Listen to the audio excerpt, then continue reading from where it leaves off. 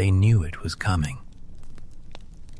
That may be the most unsettling part of the entire story. Not the destruction itself, not the collapse of cities, not the silence that would eventually settle over temples that had stood for centuries, but the fact that, according to some of the oldest surviving texts humanity has ever discovered, those who ruled the world saw it approaching long before it arrived. And yet, they did nothing to stop it.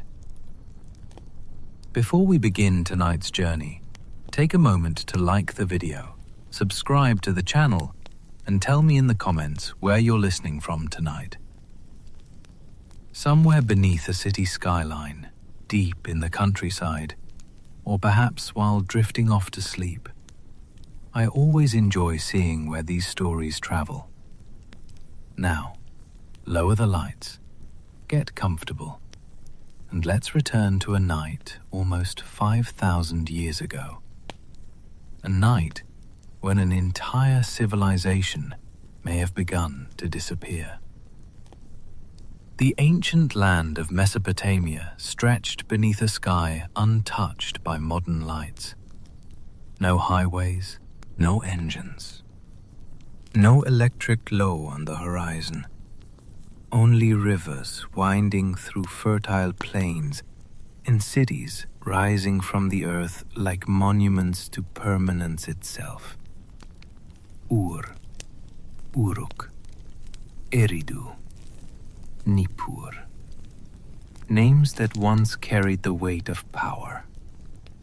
To the people who lived there, these cities were not merely settlements. They were the center of the universe. Massive ziggurats towered above the streets. Their stairways climbed toward the heavens. Their temples housed treasures, archives, and sacred knowledge accumulated across generations. Priests observed the stars. Scribes pressed symbols into clay tablets. Merchants carried goods across vast distances. Farmers worked canals that transformed dry land into abundance. By every visible measure, this world appeared stable, strong, enduring, the kind of civilization that seems destined to last forever. And yet, hidden beneath that appearance of certainty, something had begun to change. The earliest clues appear in fragments, small details scattered across ancient texts. The sort of details historians often overlook at first. A temple abandoned, a ritual interrupted, a strange entry recorded by a scribe, an unusual celestial event noted by priests watching the night sky. Individually, they seem insignificant. Together, they form something far more troubling. A pattern. The people of ancient Mesopotamia believed that the gods communicated through signs. Nothing happened without meaning. A comet crossing the heavens, an eclipse, a flood, even the flight of birds. Everything could be interpreted as a message, and according to several surviving traditions, the messages arriving during the final years of the Old Order were becoming increasingly dark. Some spoke of disturbances in the heavens. Others described unusual dreams experienced by temple officials. Certain texts mentioned divine assemblies, meetings among the great powers who governed the cosmos. The Anunnaki. Today the word is surrounded by speculation. Books, television documentaries, internet theories, claims of lost planets and forgotten technologies. But when we step back from modern interpretations and look directly at the surviving sources, a different picture emerges. The Anunnaki were among the most important divine beings in Mesopotamian religion. They appeared in myths, hymns, royal inscriptions, and cosmological narratives. They represented authority, order, the structure of reality itself. And in several ancient traditions, they become associated with one of the greatest catastrophes ever remembered. A catastrophe that divides history into two parts: before and after. One of the most remarkable texts connected to this tradition is known today as the Atrahasis epic. Its surviving copies were written thousands of years ago, preserving stories that may be older still. In this narrative, a council gathers, powerful beings assemble, a decision is discussed, arguments are made, objections are raised, and eventually a judgment is reached. Humanity has become too numerous, too loud, too disruptive. Something must be done. Whether we interpret this literally, symbolically, or somewhere in between, the structure of the story is extraordinary. This is not a random disaster, not an accidental flood, not a sudden act of nature. It is described as a deliberate decision, a choice. And that detail changes everything. Because if a catastrophe is planned, then someone must know it is coming. Someone must carry the burden of that knowledge. Someone must decide whether to remain silent or to warn others. That is where another figure enters the story, Enki, the god associated with wisdom, fresh waters, and creation. Unlike some of the others, Enki is portrayed as sympathetic toward humanity. Again and again he appears as a protector, a teacher, a keeper of hidden knowledge. And according to the ancient narrative, he finds himself trapped between loyalty to the council and loyalty to those who will suffer because of its decision. The solution he chooses is one of the strangest episodes in all of ancient literature. Bound by an oath, he cannot directly reveal what is about to happen. So instead, he speaks to a wall. A simple reed wall inside a dwelling. He addresses the wall as though it were a listener. And behind that wall stands a man who hears every word. It is an image that survives across thousands of years. A warning delivered without being delivered. A secret spoken aloud while pretending not to speak it. And if that story preserves even a distant memory of real fears experienced by ancient people, imagine the atmosphere that must have followed. The uncertainty, the rumors, the growing sense that something enormous was approaching. Because while ordinary people continued their daily lives, while scribes counted grain and merchants recorded transactions, somewhere in the background, another clock was already ticking. A countdown invisible to almost everyone, toward a night that later generations would remember as the beginning of the end. And as darkness settled across the great cities of Mesopotamia, the first signs of that ending were already appearing above the horizon. The cities still stood. That is important to remember. When people imagine the fall of an ancient civilization, they often picture flames, collapsing walls, screaming crowds, and armies pouring through broken gates. But history rarely works that way. Most civilizations begin dying long before anyone realizes they are dying. The final collapse is usually only the last visible moment of a process that has already been unfolding for years, perhaps decades, perhaps longer. And if we return to the world of the Anunnaki, to the ancient cities of southern Mesopotamia, that slow unraveling becomes increasingly difficult to ignore. At first glance, everything appeared normal. The canals still carried water from the great rivers. The fields still produced grain. Markets remained crowded. Temple ceremonies continued. Taxes were collected. Laws were enforced. The machinery of civilization was still operating. Yet, beneath the surface, cracks were beginning to spread. The people living through those years could not see the entire picture. No one ever can. Each person saw only a small fragment.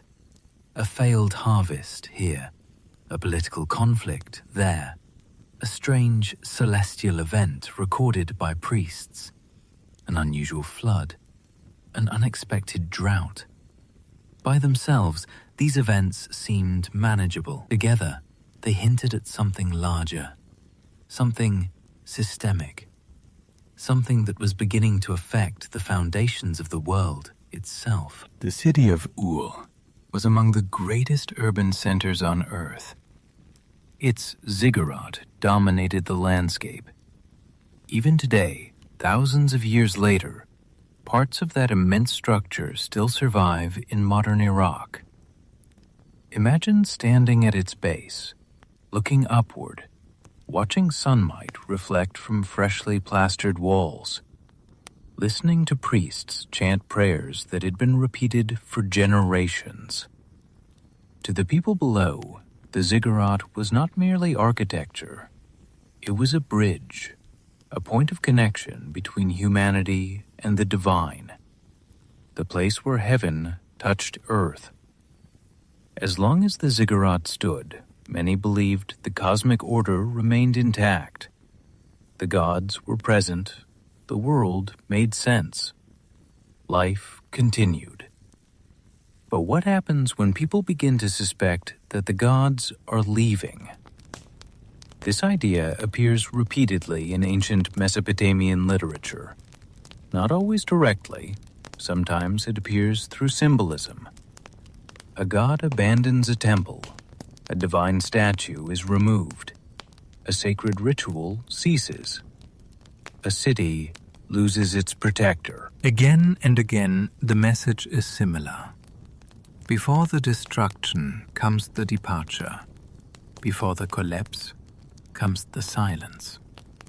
One of the most haunting themes in the surviving texts is that the gods do not perish alongside the cities.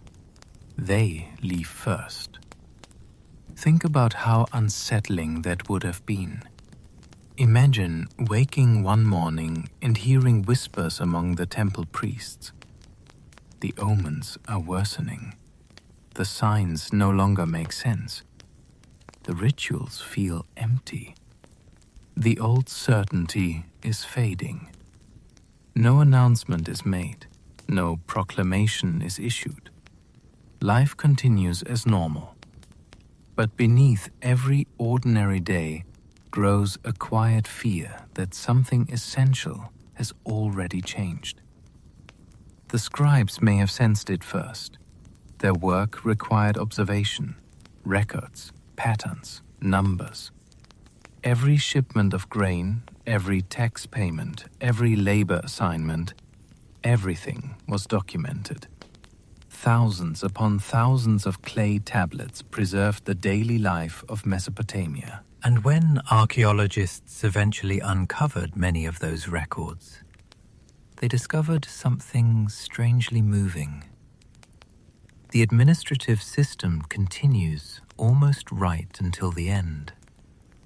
There is no dramatic final entry, no message saying disaster is coming, no farewell, no warning. Just ordinary records. Grain deliveries, livestock inventories, work schedules. Then suddenly, nothing. The records stop. Not because someone decided to stop writing, because there was no longer anyone left to continue. That silence may be more chilling than any legend. Someone sat at a desk one day, pressing symbols into wet clay, expecting to return tomorrow. And tomorrow never came. Meanwhile, above the cities, the heavens continued their endless motion. Mesopotamian astronomers were among the most dedicated observers of the ancient sky. Night after night, they tracked stars, planets, eclipses, and unusual celestial phenomena. To them, the sky was not separate from earthly events. The two were connected. Every movement above reflected something below. And according to many traditions, the heavens were becoming increasingly restless. Unusual appearances, unexpected alignments, signs that seemed impossible to interpret. Whether these observations reflected real astronomical events or later symbolic storytelling remains debated. But the anxiety they reveal feels remarkably human. Because whenever societies face uncertainty, people search the sky. They always have. For answers, for warnings, for reassurance. And often, they find only more questions. In the stories that survived, another unsettling detail emerges. The great powers themselves appeared divided. Not every divine figure supports the same path. Not every voice agrees. Some seek preservation. Others demand destruction. Some mourn what is coming, even while participating in it. This complexity makes the narratives feel strangely realistic. They do not describe a universe operating with perfect certainty. They describe a world filled with disagreement, conflict, competing visions of the future. In other words, they describe something that feels very familiar.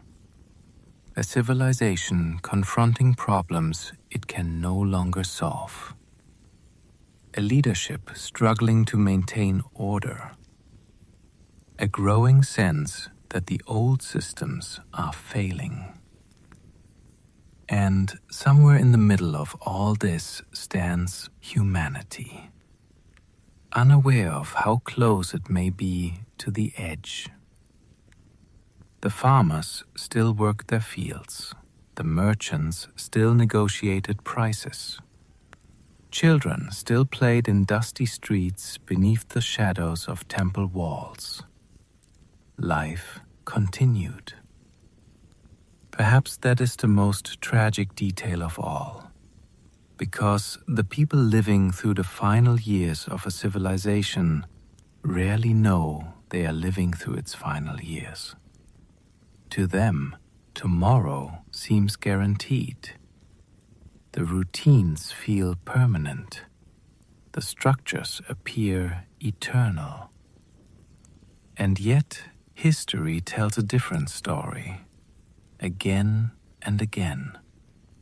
Empires fall, languages disappear, knowledge is lost, cities become ruins, and the people inside those moments almost never see the ending approaching. But according to the oldest traditions surrounding the Anunnaki, there were a few who did. A few who recognized the signs. A few who understood that the world they knew was moving toward a decision that had already been made. And soon, in the darkness beyond the temple walls, the Great Council would gather once again. The council gathered in darkness. At least, that is how the oldest versions of the story describe it. Not beneath the stars, not upon a shining mountain, not inside a magnificent temple, but in a place hidden from human eyes. A place associated with deep waters, ancient wisdom, and the foundations of existence itself. The Mesopotamians called it the Abzu. To them, it was more than a location. It was a realm beneath the world, a vast reservoir of primordial waters from which life itself had emerged. The dwelling place of Enki, the keeper of hidden knowledge, the guardian of secrets older than civilization.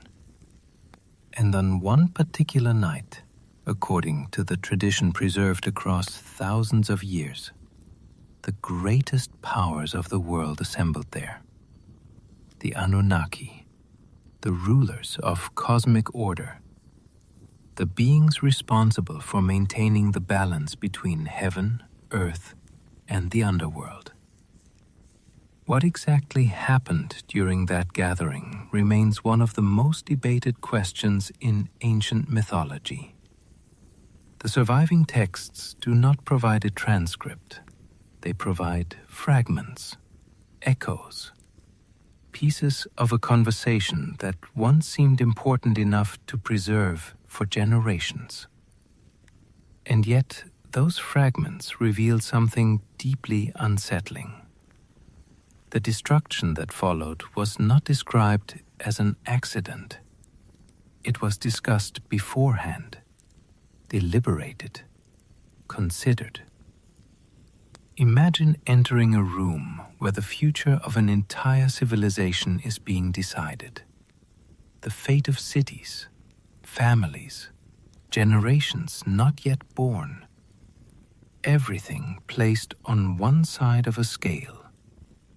Everything weighed, everything judged. The texts repeatedly place one figure at the center of this decision: Enlil, Lord of the Winds, Master of Authority, the divine force associated with kingship, command, and order. In many Mesopotamian traditions, Enlil is neither cruel nor benevolent. He is something far more frightening, necessary, a force that maintains structure even when that structure demands sacrifice. According to the narrative, Enlil believed humanity had become a problem. The wording varies across different versions, but the core idea remains remarkably consistent. The population had grown, the noise had increased, the balance had been disturbed. Something had to change. Modern readers often find this explanation strange, too simple, too abstract. The noise of humanity? Could that really justify destruction? Yet perhaps the word noise carried a deeper meaning. Ancient languages often compress entire concepts into a single expression. Noise may have meant disorder, chaos, uncontrolled growth. A civilization expanding beyond the limits of its environment. Or perhaps it meant exactly what it says. The texts leave the question open. What matters is that the council accepted the argument, and once accepted, the machinery of fate began to move. Yet not everyone agreed. That detail appears again and again. The council was not united. There were objections, concerns, resistance. The most important opposition came from Enki, the creator, the teacher, the protector of humanity. If the stories are to be believed, Enki viewed humans differently. Not as a problem, not as an inconvenience, but as a responsibility. After all, many traditions credit him with helping create them in the first place. The ancient narratives describe humanity emerging through a process involving clay, divine essence, and repeated attempts before success was achieved. Whether symbolic or literal, the message is clear. Humanity was not accidental. Someone had invested effort into its existence. Someone cared enough to try again after failure. And now that same creation faced annihilation. One can almost imagine the tension inside that gathering. Enlil demanding order, Enki demanding mercy. The others caught between competing visions of the future. No ancient text describes the emotional atmosphere directly, but the consequences suggest the debate was significant, because what happened next changed everything. The decision stood. The destruction would proceed. The catastrophe could not be stopped. And yet Enki was not willing to remain completely silent. Bound by oath, restricted by divine law, unable to openly reveal the council's judgment, he searched for another path. This is where the story becomes strangely human, not grand, not supernatural, human. Because instead of overthrowing the decision or starting a cosmic rebellion, Enki does something unexpectedly clever. He finds a loophole. The man who would later become known as Atrahasis lives quietly among ordinary people. He is not a king, not a conqueror, not a ruler. Simply a man known for wisdom and attentiveness. Someone who listens. Someone capable of hearing what others ignore. Enki approaches the dwelling where he sleeps, but he does not speak to the man. Instead, he addresses the reed wall beside him. The wall becomes his audience. The wall receives the message. The wall hears the warning. And so does the man standing on the other side. The brilliance of the solution lies in its ambiguity. The oath remains technically intact. No direct warning has been given. No law has been broken. And yet, the knowledge passes from one world into another, from the divine realm into the human one, across a barrier as thin as woven reeds. The scene survives because it feels real, not because it proves anything historical, but because it captures something timeless. Whenever powerful institutions make decisions ordinary people are not meant to hear, information still finds a way to escape. A whisper, a rumor, a fragment overheard through a wall. Human history is full of such moments. And according to one of humanity's oldest surviving stories, the greatest warning ever given may have arrived exactly that way. A secret carried through silence, a message hidden inside a technicality, a civilization's final chance wrapped inside a conversation that officially never happened. Outside, the cities slept. The markets were quiet. Temple fires burned low. Families rested behind mud brick walls. Children dreamed. Farmers prepared for another day.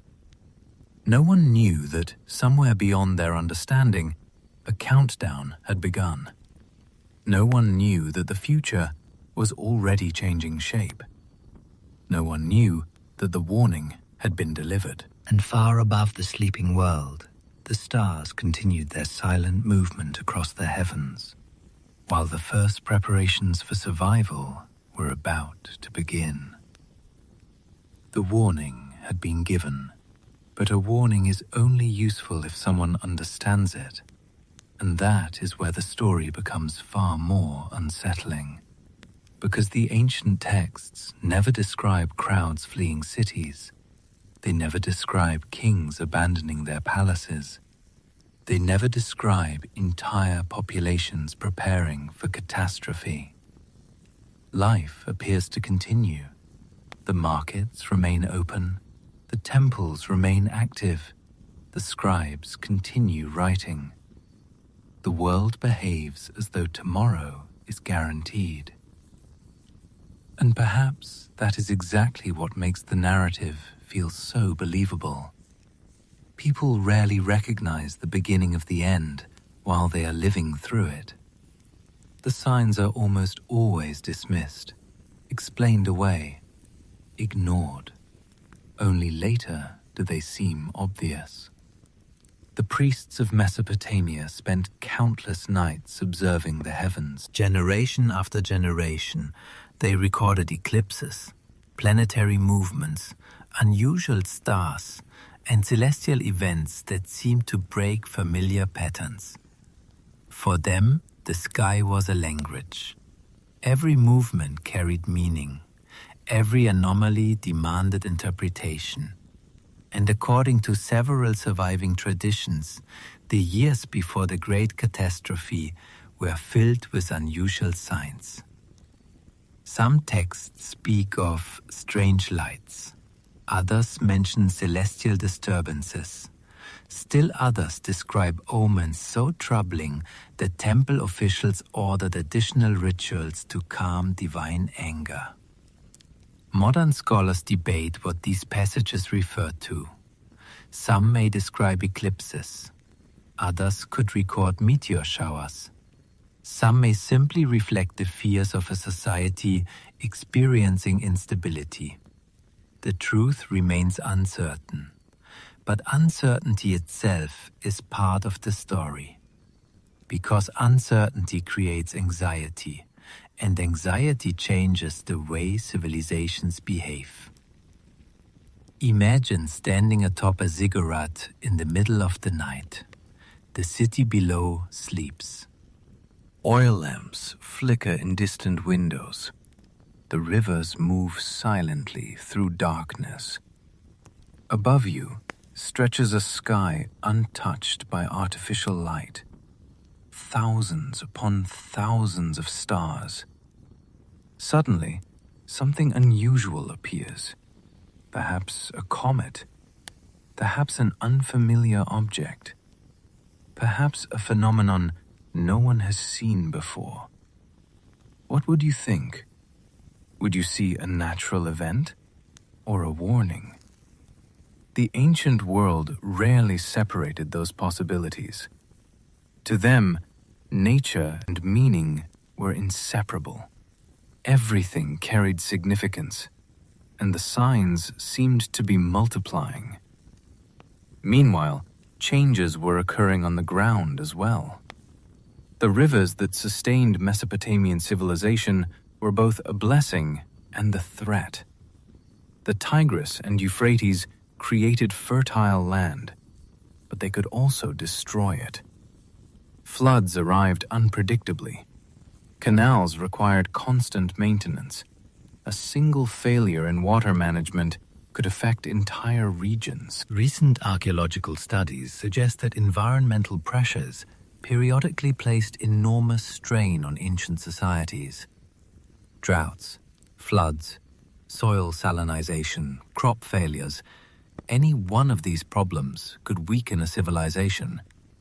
Several occurring simultaneously could become catastrophic. The people living through such changes would not necessarily understand the larger pattern. They would simply notice that life was becoming harder, harvests less reliable, resources more scarce, the future less certain. And perhaps that uncertainty explains another recurring theme in the ancient narratives. The gods seem increasingly distant. This is one of the most haunting elements in Mesopotamian literature. Not divine anger, not punishment, distance. The sense that communication itself is breaking down. Prayers go unanswered. Omens become difficult to interpret. The familiar relationship between humans and the divine begins to weaken. Some texts describe gods abandoning their cities. Others speak of divine protectors withdrawing before disaster arrives. Again and again, the same image appears: departure, retreat, silence. Imagine being a priest whose family has served a temple for generations.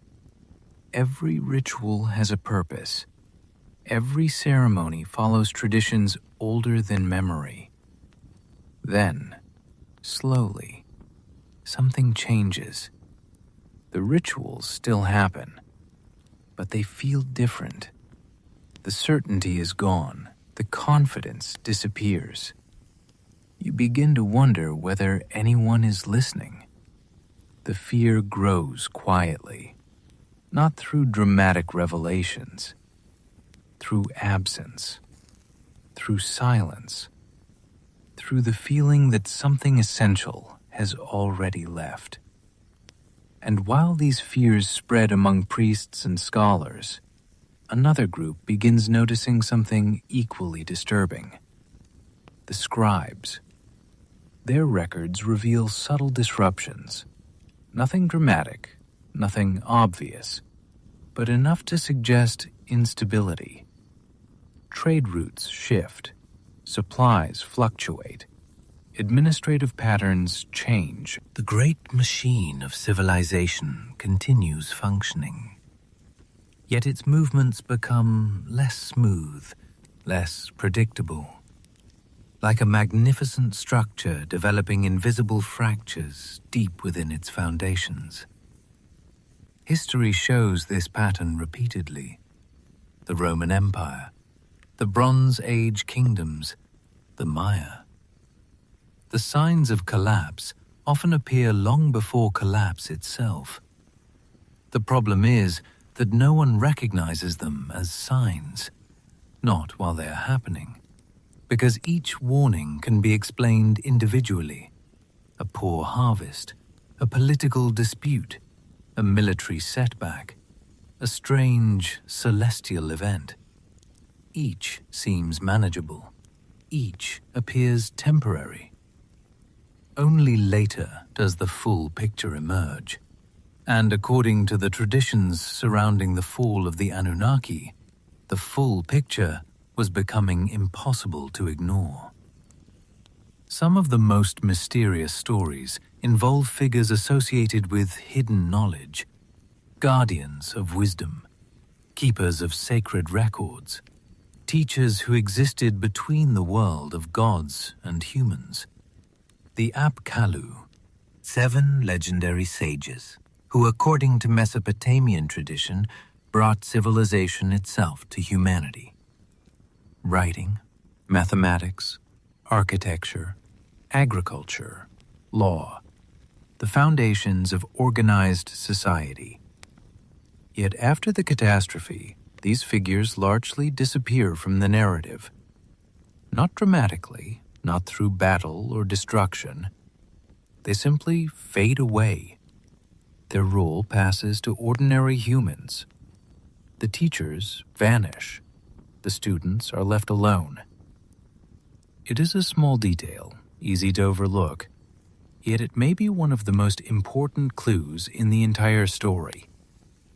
Because civilizations often collapse not when buildings fall, but when knowledge stops being transmitted, when teachers disappear, when memory breaks, when the next generation no longer understands what the previous generation knew. That process may already have been underway, and somewhere in the midst of all these warnings, celestial signs, environmental pressures, divine silence, fading knowledge, and growing uncertainty, a single man remembered the words spoken through a reed wall, a warning that almost nobody else had heard, a warning that was about to force him into an impossible decision. Because the time for observation was ending, the time for preparation had begun. Preparation rarely looks dramatic, not at first. There are no trumpets, no crowds running through the streets, no kings standing atop walls shouting warnings to the people below. Instead, preparation begins quietly, one decision, then another. A conversation held behind closed doors, a supply gathered, a structure reinforced, a plan made in secret. And according to the ancient tradition, that is exactly how the final stage began. Atrahasis listened. The words spoken through the reed wall never left his mind. At first, perhaps even he doubted them. How could anyone not? The cities around him still stood. The rivers still flowed. The temples remained open. Life continued exactly as it had the day before. And yet, the warning remained, persistent, impossible to forget. The texts describe instructions being given, specific instructions, measurements, materials, construction, not prayers, not sacrifices, not rituals designed to change fate. Preparation for survival. That detail is important because it suggests something unusual. The catastrophe was no longer viewed as avoidable. The debate was over. The decision had already been made. All that remained was enduring what came next. Across Mesopotamia, ordinary life continued. Farmers rose before dawn. Workers repaired irrigation channels. Merchants loaded goods onto riverboats. Children followed parents through crowded streets. The sounds of civilization filled the air. Conversations, animals, market negotiations, temple ceremonies. Everything appeared normal. Yet beneath that appearance, subtle tensions continued growing. The old confidence was fading. Even if most people could not identify the reason, imagine living in a city where everyone senses something is wrong, but nobody knows exactly what. Rumors spread, strange stories circulate. Someone claims to have seen unusual lights over the river. Another insists that priests have begun performing rituals at odd hours. A merchant returns from another city carrying tales of crop failures and unrest. None of these reports prove anything, but together they create an atmosphere, a feeling, the sensation that something unseen is approaching. Human beings are remarkably sensitive to such shifts. Even when we lack information, we often sense changes in the world around us. A civilization can feel instability before it understands its cause. The ancient Mesopotamians were no different, and according to several traditions, the signs became increasingly difficult to ignore. The rivers themselves began behaving strangely. Water was everything in Mesopotamia. Without it, cities died. With too much of it, cities died as well. The entire civilization existed within a fragile balance. Too little rain brought drought. Too much brought destruction. The people understood this reality better than anyone. Their ancestors had spent thousands of years fighting to control the water, building canals, constructing levees, managing floods, maintaining systems that required constant attention. Perhaps that is why stories of overwhelming water became so powerful, because for the people who lived there, water represented both life and annihilation. Every blessing contained the possibility of catastrophe. As the days passed, the sky itself seemed increasingly unsettled. Dark clouds gathered more frequently. Storms appeared with unusual intensity. The air carried a heaviness that people struggled to explain. Whether these descriptions preserve memories of actual environmental events or symbolize something deeper remains impossible to know. Yet they appear again and again in the surviving narratives. The world feels different. The atmosphere changes. Nature itself appears restless. And still, the cities continue. That is what makes the story so haunting. No one truly stops. No one presses pause. Civilization keeps moving forward, even as danger grows. The scribes continue recording shipments. Temple officials continue scheduling ceremonies. Governors continue collecting taxes. Life refuses to acknowledge what is coming. History shows this pattern repeatedly. People often imagine catastrophe as a sudden interruption. In reality, daily routines usually survive right up until the moment they cannot. A clerk finishes paperwork hours before a city falls. A merchant signs a contract shortly before an empire collapses. A family plans next year's harvest just before disaster arrives. The future always feels real until it isn't. And somewhere beyond the awareness of ordinary people, preparations continued. The vessel described in the ancient stories began taking shape. Not necessarily a ship as modern readers imagine it. The descriptions vary. Some versions describe immense dimensions. Others emphasize enclosure and protection. What matters is not the engineering. What matters is the symbolism. While the world around him continued pretending tomorrow would arrive unchanged, one man was preparing for a future almost no one else believed possible. That isolation must have been unbearable.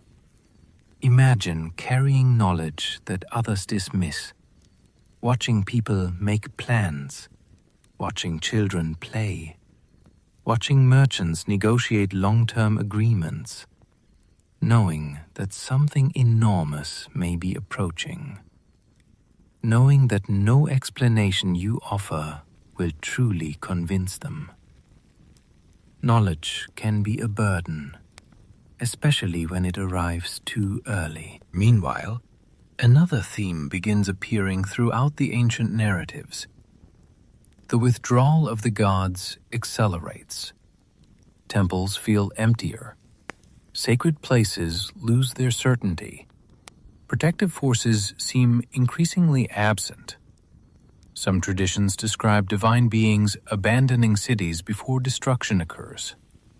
Not fleeing, leaving, calmly, deliberately, as though following a timetable invisible to everyone else. This image would remain deeply influential for thousands of years, because it captures a terrifying possibility. What if collapse begins when those responsible for maintaining a system quietly step away? What if the end starts not with attack, but with abandonment? Not with violence, but with absence. The people below rarely notice at first.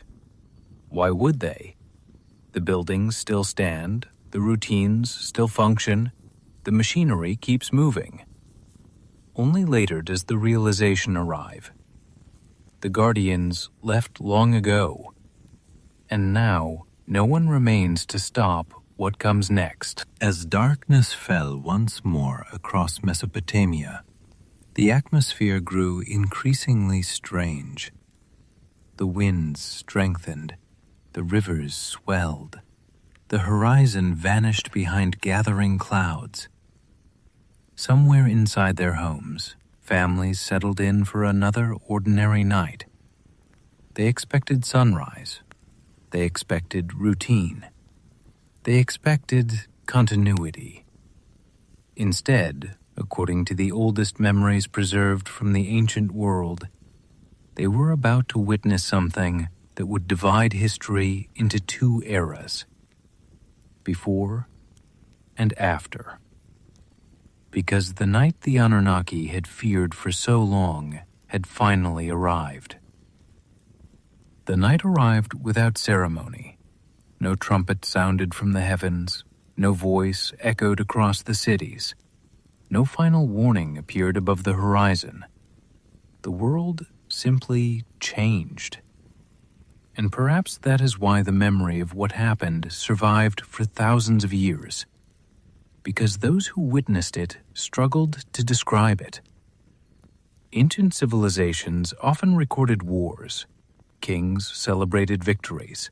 Priests documented rituals. Merchants tracked trade. But when people encounter something truly overwhelming, language begins to fail. The surviving texts connected to the great catastrophe contain that feeling. Again and again, the writers seem less interested in explaining what happened than in expressing what it felt like. Fear, confusion, disbelief. The sense that reality itself had become unstable. In some traditions, the destruction comes as water. In others, fire. In still others, forces that seem almost impossible to identify. This is one of the reasons the story remains so fascinating. There is no single version, no universally accepted account. Instead, there are fragments, different memories preserved by different generations, each emphasizing a different aspect of the disaster. The most famous version is, of course, the flood. The waters rise, the rivers overflow, the sky unleashes relentless storms. The boundaries between river, land, and sea disappear. Everything merges into chaos. To modern readers, such descriptions may seem exaggerated. But imagine standing on the flat plains of ancient Mesopotamia during a truly catastrophic flood. There are no satellite forecasts, no emergency broadcasts, no evacuation plans. Only rising water, hour after hour, day after day. The horizon vanishes, roads disappear, fields become lakes, entire settlements are swallowed. For the people experiencing it, the distinction between regional disaster and the end of the world would have meant very little. Their world was ending, and that is exactly how they recorded it. Yet there are other traditions, less famous, far stranger. Some texts describe destruction arriving from the sky. Not rain, not storms, something else. A force associated with fire, heat, and devastation. The language is difficult to interpret. Ancient writers often described unfamiliar events through metaphor. Modern readers sometimes project contemporary ideas onto ancient words. As a result, debates continue. What exactly did these passages describe? Volcanic activity? Meteor impacts? Atmospheric explosions? Symbolic visions? No one knows. And that uncertainty has fueled speculation for generations. What we do know is that ancient people were perfectly capable of witnessing extraordinary natural disasters. The Earth has always been capable of producing terrifying events. Massive earthquakes, tsunamis, meteor explosions, superstorms. Events so rare that entire civilizations might encounter them only once. When they did occur, survivors struggled to explain them, and explanations became stories.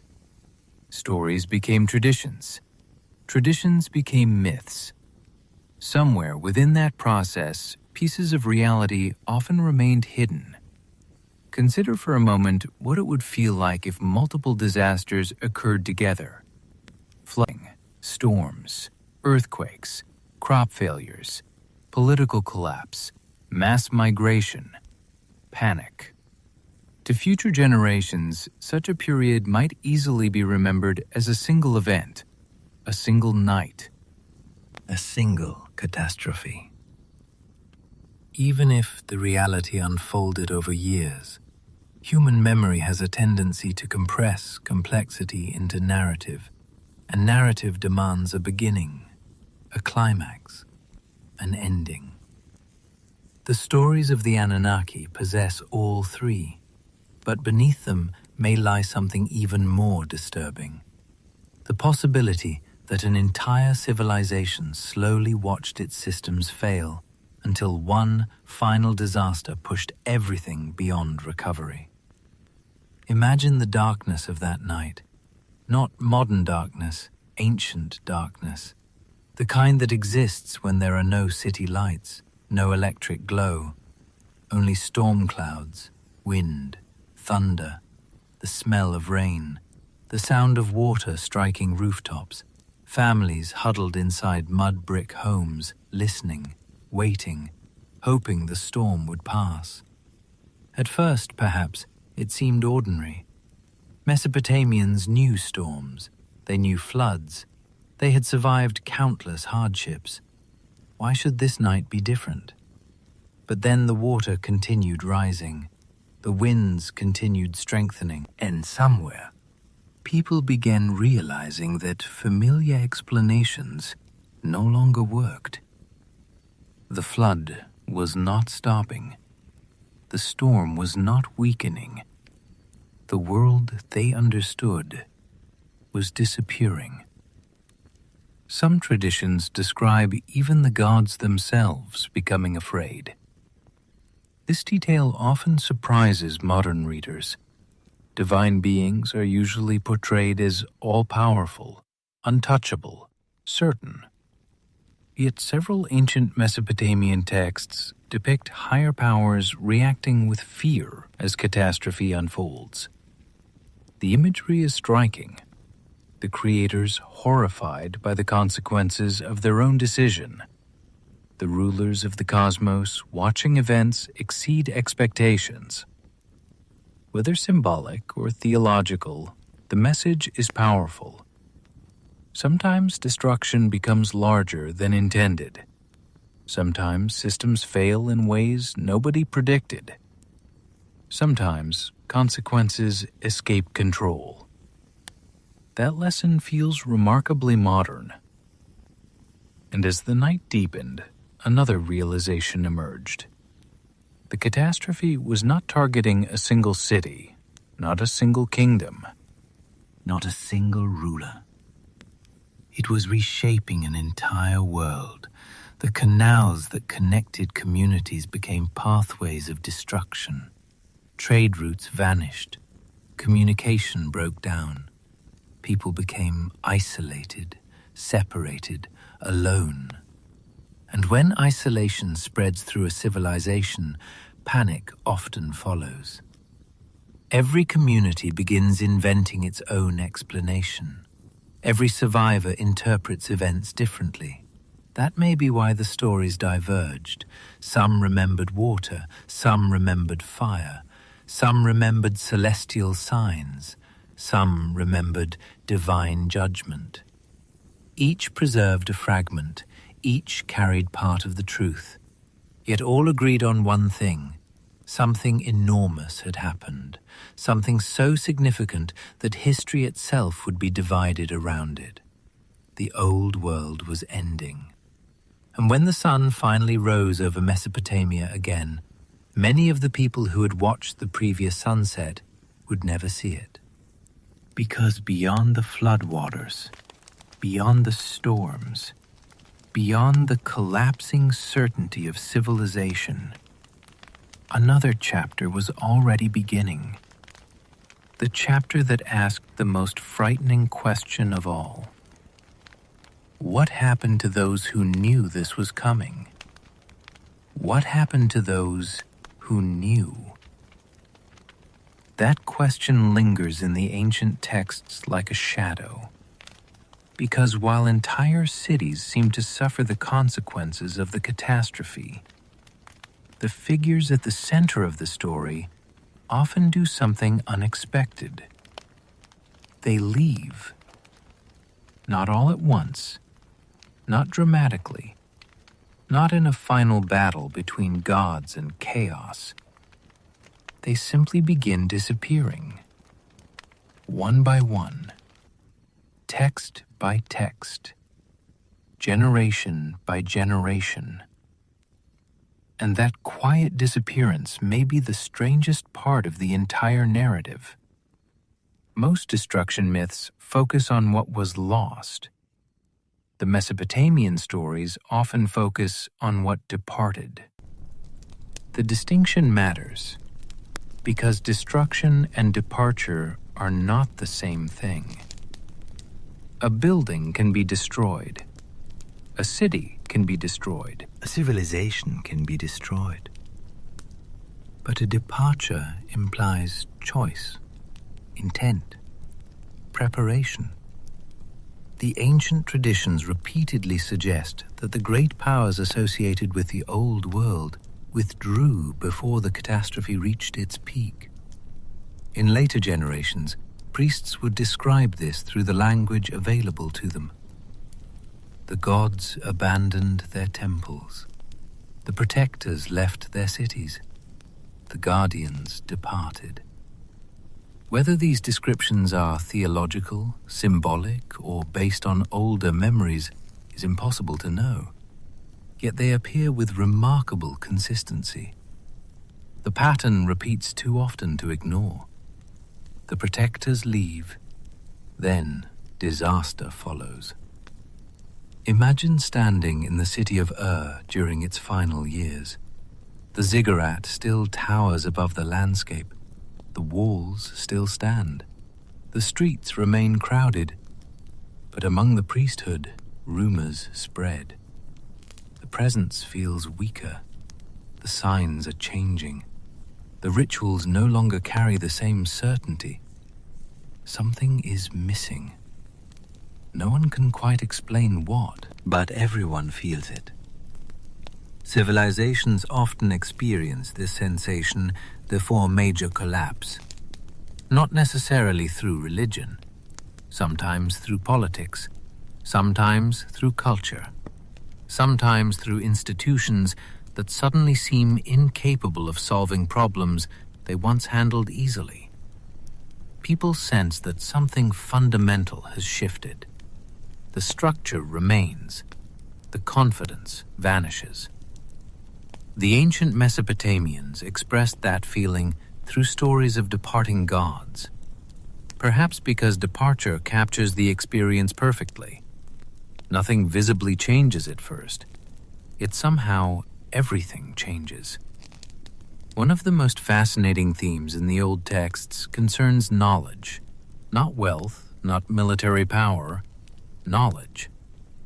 Again and again, the stories suggest that certain forms of wisdom belonged to the old world. Sacred records, astronomical observations, mathematical systems, religious mysteries, civilizational memory itself. The Sumerians referred to some of these concepts through the idea of the me, a difficult word to translate. Part law, part divine order, part cultural blueprint. The me represented the foundations that allowed civilization to exist. Writing, justice, music, architecture, kingship, craftsmanship. The invisible structures beneath visible society. According to several myths, these gifts were once possessed by divine beings before being transferred to humanity. And that raises a troubling possibility. If knowledge can be given, can it also be taken away? The stories never answer directly. Instead, they leave clues. The guardians disappear. The old teachers vanish. The Apkallu, those legendary sages who once instructed humanity, fade from the narrative, and civilization begins forgetting. That forgetting may be more significant than the catastrophe itself, because floods destroy buildings, Fire destroys cities, but forgetting destroys worlds. Think about how much of the ancient world has already vanished. Millions of lives, countless conversations, entire libraries, scientific observations, philosophical debates, poetry, songs, languages. Most of it is gone forever. Only fragments remain. The people who lived through the catastrophe could not have known this. To them, knowledge felt permanent, the same way our own knowledge feels permanent today. Yet permanence is often an illusion. The disappearance of knowledge happens quietly. One generation teaches less than the previous one. A school closes. A tradition ends. A language loses speakers. A library burns. A teacher dies without an apprentice. The process is gradual. Then, suddenly, it becomes irreversible. Perhaps that is what the old stories were trying to preserve. Not merely the memory of a disaster, the memory of losing access to something precious, something difficult to replace. And then there are the legends of those who survived. Atrahasis, Ziusudra, Utnapishtim. Different names appearing in different traditions, different versions of what may be the same figure. The survivor, the witness, the one person who carries memory from one age into another. Every civilization seems to create such characters, perhaps because survivors perform an essential role. They connect worlds. Without survivors, history ends. Without witnesses, catastrophe becomes silence. The Mesopotamians understood this deeply. That is why so many of their stories revolve around transmission. A warning passed through a wall, knowledge preserved on clay, a survivor carrying memory beyond destruction. Again and again, the focus returns to continuity. Something must survive. Something must be remembered. Otherwise, the catastrophe wins completely. And yet, even survivors cannot preserve everything. This may be the most heartbreaking lesson hidden inside the ancient narratives. The survivor lives. The memory survives. But the world itself does not. The old cities remain buried. The old language slowly fades. The old certainty disappears forever. History moves forward. New civilizations emerge. New gods rise. New empires inherit the ruins. And eventually, even the memory of the original catastrophe begins to transform. Facts become stories. Stories become myths. Myths become mysteries. Until thousands of years later, people sit in distant lands trying to reconstruct what actually happened, trying to separate memory from imagination, history from symbolism, reality from legend. Perhaps that is exactly where we are today, standing among fragments, listening to voices carried across millennia, trying to understand what frightened the people who first recorded these stories, trying to understand why they believed an entire age had ended. And as the waters receded and the storms finally weakened, another challenge emerged. The challenge every survivor must face. How do you rebuild a world after watching the old one disappear? Rebuilding begins with survivors, not heroes, not kings, not conquerors. Survivors. People who wake up after catastrophe and discover that the world they knew no longer exists. The storms eventually ended, the waters receded, the sky cleared, the sun returned.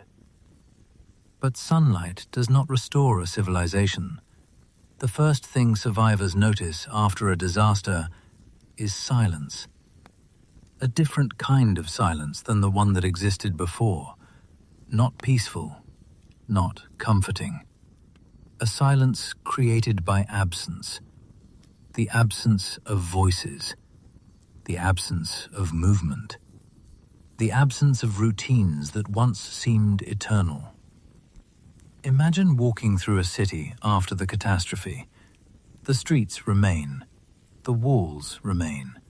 Some temples still stand. But something essential has vanished. The sounds are gone. No merchants arguing over prices. No workers carrying goods. No children running through alleyways. No priests chanting from elevated platforms. Only wind. Only echoes. Only memory. Ancient Mesopotamian texts preserve this feeling with remarkable precision. One of the most haunting examples appears in a collection known today as the Lamentations. These are not triumphal records. They are not royal propaganda. They are grief made visible. The writers describe cities standing empty, temples abandoned, sacred spaces left without guardians. Again and again, they return to the same image.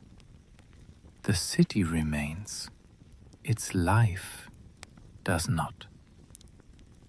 For modern readers, this distinction can seem strange. We often think of civilizations through monuments, buildings, artifacts, ruins. But the people who lived there understood something deeper. A city is not its walls. A civilization is not its architecture. A culture is not its monuments. A civilization lives inside people. When people disappear, the city becomes a shell, and shells eventually become ruins.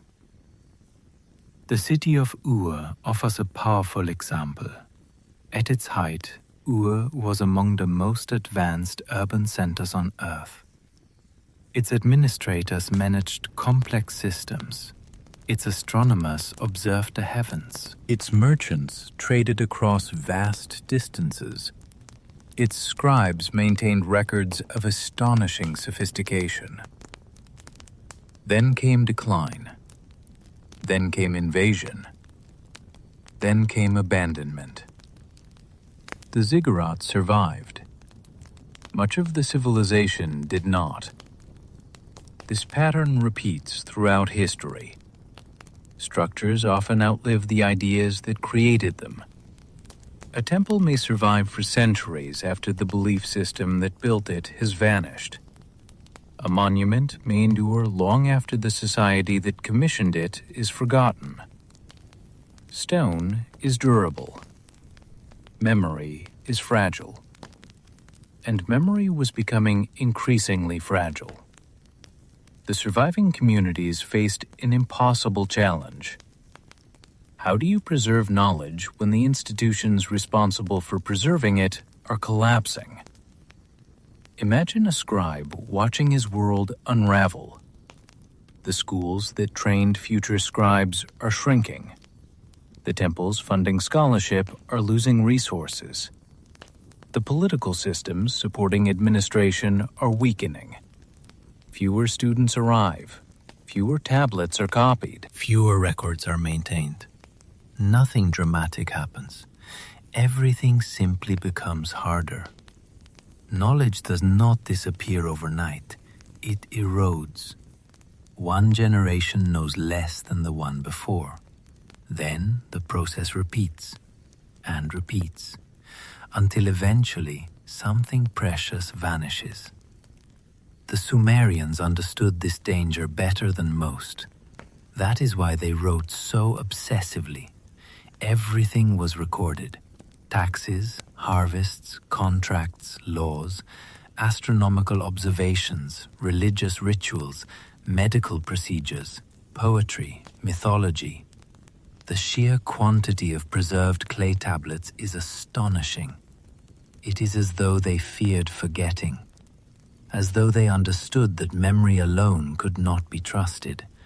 And perhaps they were right, because even with all those records, enormous portions of their world still disappeared.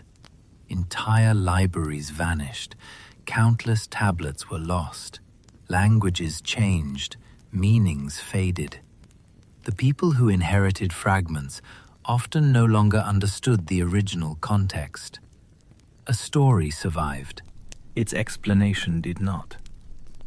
A ritual survived. Its purpose did not. A symbol survived. Its meaning did not. This may be the true tragedy hidden beneath the fall of the Anunnaki.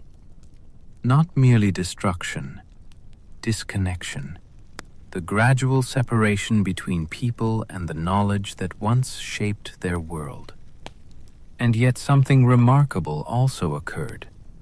Not everything vanished. Some traditions survived.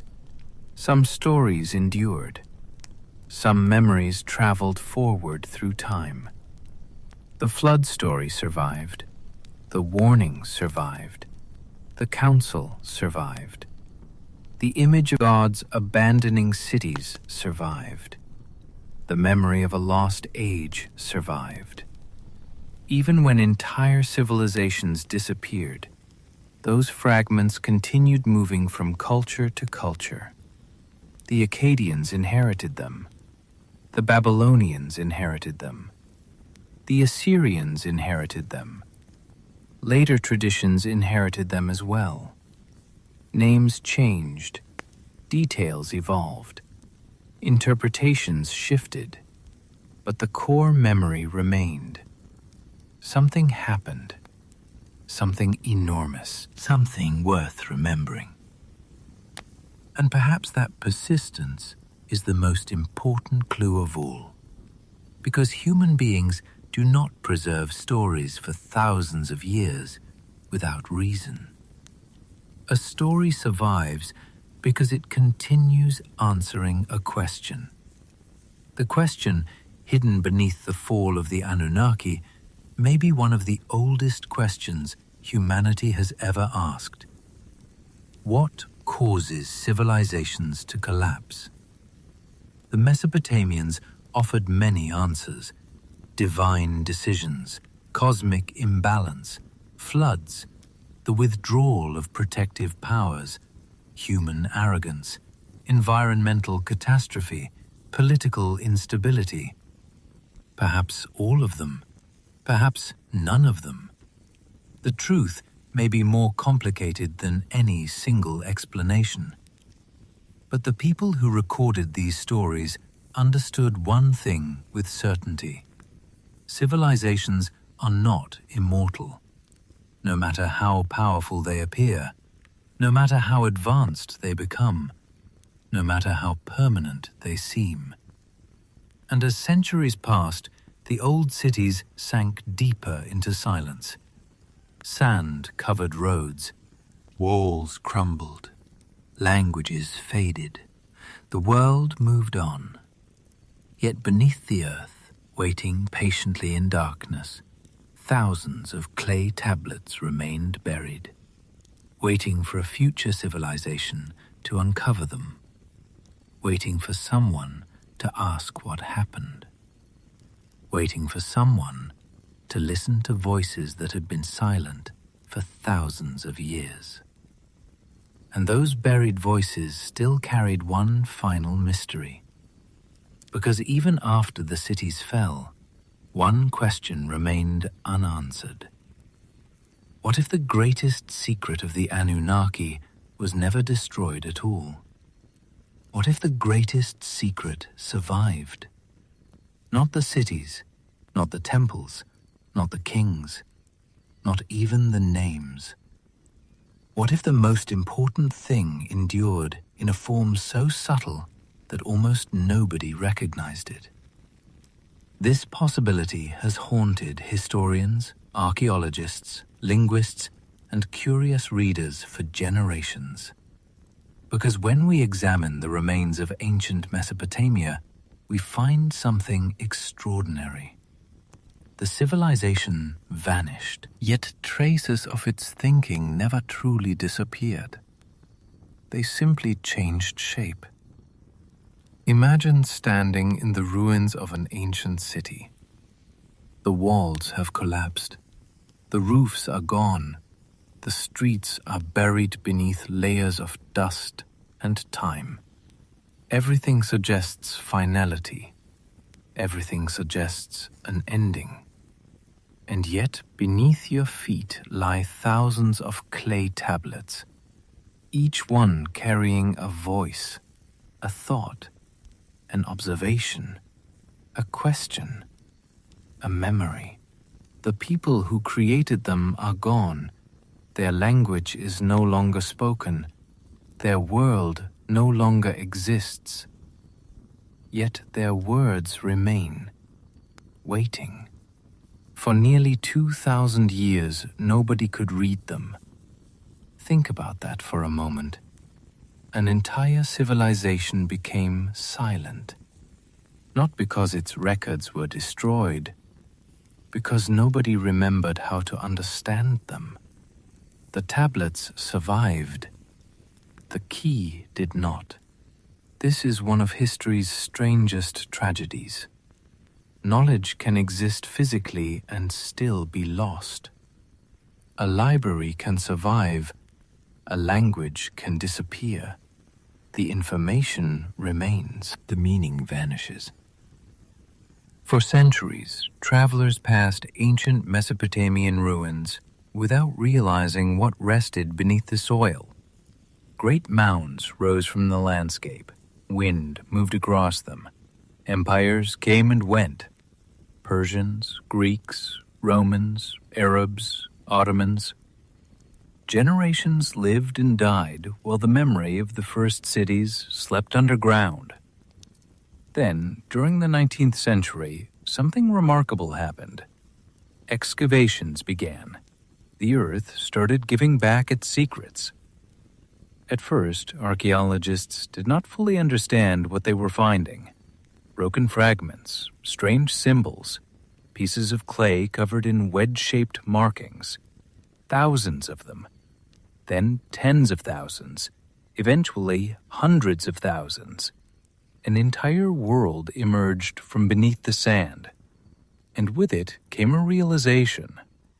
The people of Mesopotamia had been recording far more than myths. They recorded mathematics, astronomy, medicine, law, agriculture, engineering, administration. They were not simply dreamers telling stories about gods. They were observers, careful observers, students of patterns, students of systems, students of the world around them. Some of their achievements still feel astonishing today. They developed one of humanity's earliest writing systems, created complex legal traditions, tracked planetary movements, built sophisticated irrigation networks, managed enormous urban populations, measured time in ways we still use, hours, minutes, seconds. Their influence extends far beyond what most people realize, which raises a fascinating possibility. Perhaps the true legacy of the Anunnaki was never meant to be temples or monuments. Perhaps it was knowledge itself, because knowledge travels differently than stone. Stone remains where it is built. Knowledge migrates. It adapts. It survives through transmission. A city can fall. An idea can continue. This theme appears repeatedly throughout Mesopotamian mythology. Again and again, stories focus on the transfer of wisdom, Sacred knowledge moving from one generation to another. From gods to sages. From sages to priests. From priests to students. The chain must continue. If it breaks, something precious disappears. And that brings us to one of the most mysterious concepts in the entire tradition: the tablets of destiny. Ancient texts describe them as objects associated with authority, order, and cosmic power. Whoever possessed them controlled the structure of reality itself. Modern readers often imagine magical artifacts, ancient superweapons, lost technologies. But perhaps the truth is both simpler and more profound. What if the tablets of destiny represented knowledge, not supernatural power, understanding, the ability to predict, to organize, to govern, to maintain civilization? History repeatedly demonstrates that knowledge is power. A society that preserves knowledge thrives. A society that loses it struggles. The Mesopotamians understood this long before modern historians. That is why their stories obsess over preservation, archives, records, libraries, memory. They knew civilizations die. They hoped knowledge might survive. And in many ways, it did. Some scholars have pointed out an extraordinary fact. Many ideas that appear throughout later civilizations can be traced directly or indirectly back toward Mesopotamia. Flood traditions, creation narratives, legal principles, astronomical observations, methods of calculation, concepts of kingship, even certain symbols. The influence spreads outward like ripples across water. The original source becomes difficult to identify, yet traces remain. Perhaps that is what survival truly looks like. Not immortality, transmission. A civilization survives whenever something essential continues beyond its physical death. And yet, one mystery remains, because despite everything we have recovered, despite libraries of tablets, decades of excavation, and generations of scholarship, enormous gaps still exist. We know astonishing amounts about Mesopotamia. We also know how much has been lost. Entire archives remain undiscovered. Countless texts were destroyed. Languages evolved. Meanings shifted. Questions remain unanswered.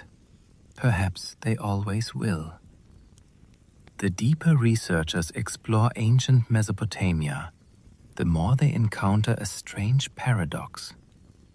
The more we learn, the larger the unknown becomes. Every answer creates new questions. Every discovery reveals new mysteries. And nowhere is that more apparent than in the story of the Anunnaki. Were they simply gods within a religious system? Symbols representing natural forces? Ancient rulers transformed into mythology? Something else entirely? The texts refuse to give a final answer.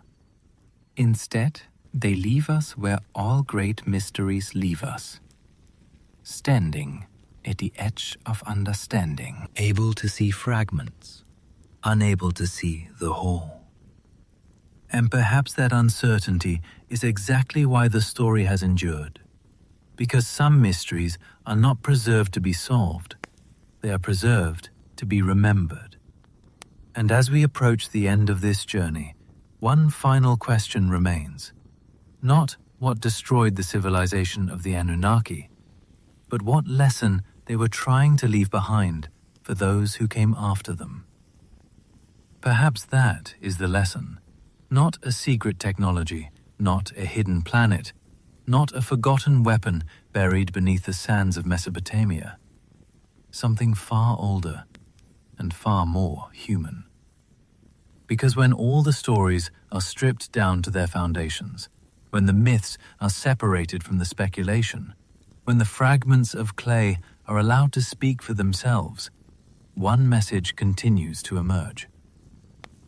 Civilizations do not disappear because they are weak. They disappear because they believe they are permanent. The people of ancient Mesopotamia built some of the greatest cities the world had ever seen. Their engineers redirected rivers. Their scribes invented systems of writing. Their astronomers mapped the heavens. Their priests developed traditions that survived for millennia. If anyone had asked them whether their civilization would one day become buried beneath layers of earth, they likely would have found the idea absurd. Yet it happened, just as it happened to countless civilizations that followed. The Egyptians believed their monuments would stand forever. The Romans believed their empire would endure indefinitely. The Maya believed their cities would continue. Every civilization imagines itself as the center of history. Every civilization eventually discovers it is merely part of history. Perhaps that is why the stories of the Anunnaki survived. Not because they preserved exact historical events, but because they preserved a truth larger than any single event. The truth that order is fragile, that knowledge can be lost, that prosperity can vanish, that systems require maintenance, that wisdom must be transmitted, that memory must be protected. The ancient Mesopotamians understood something modern societies often forget. Civilization is not a destination. It is a process, a continuous act of preservation. Every generation inherits something, and every generation chooses what will be passed forward. The stories surrounding the Anunnaki reflect this awareness again and again. The gods create, the gods teach, the gods depart. The responsibility remains. That pattern appears everywhere. The Apkallu teach humanity and disappear. The survivor carries memory into the future.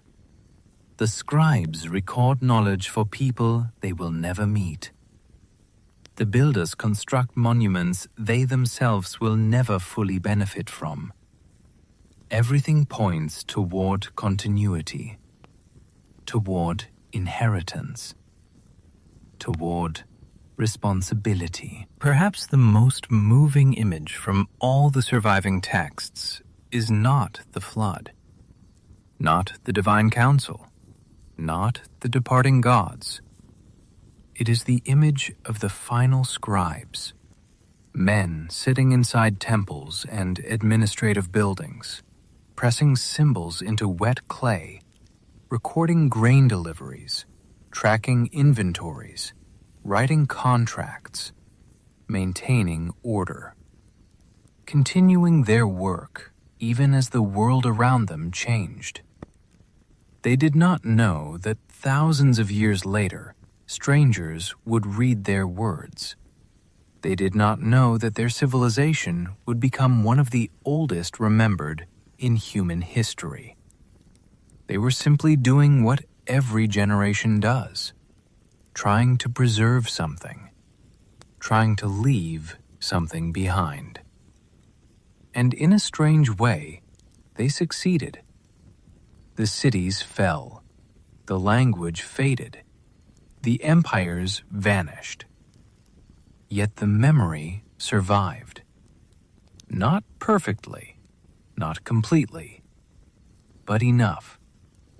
Enough for us to sit here tonight, thousands of years later, speaking their names. Ur, Uruk, Eridu, Nippur. Names carried across nearly 5 millennia. Names that should have been forgotten. Names that refused to disappear. Perhaps that is the true ending of the story. Not destruction, survival. Not of buildings, not of rulers, not even of civilizations, but of memory. Because memory is one of the few things capable of crossing the immense distances of time. A king may rule for decades. An empire may dominate for centuries. A civilization may flourish for millennia. Yet all of them eventually become history. What remains are the stories, the warnings, the questions, the lessons. And the story of the Anunnaki leaves us with one final question. What would future generations discover if they unearthed the remains of our world? What stories would survive? What knowledge would endure? What mistakes would they recognize? And what mysteries would remain unsolved? The people who lived in ancient Mesopotamia asked many of those same questions. Their answers became myths. Their myths became legends. Their legends became fragments. And those fragments survived long enough to reach us. Perhaps that alone is remarkable.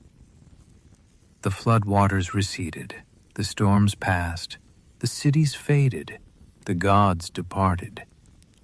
The clay tablets remained, waiting in darkness, waiting beneath the earth, waiting for someone curious enough to listen. And now, thousands of years later, the voices of that lost world grow quiet once more. The rivers continue flowing, the stars continue moving, the night continues deepening. And somewhere beyond the reach of certainty, beyond history, beyond myth, the final secrets of the Anunnaki remain exactly where they have always been, hidden in the silence, waiting.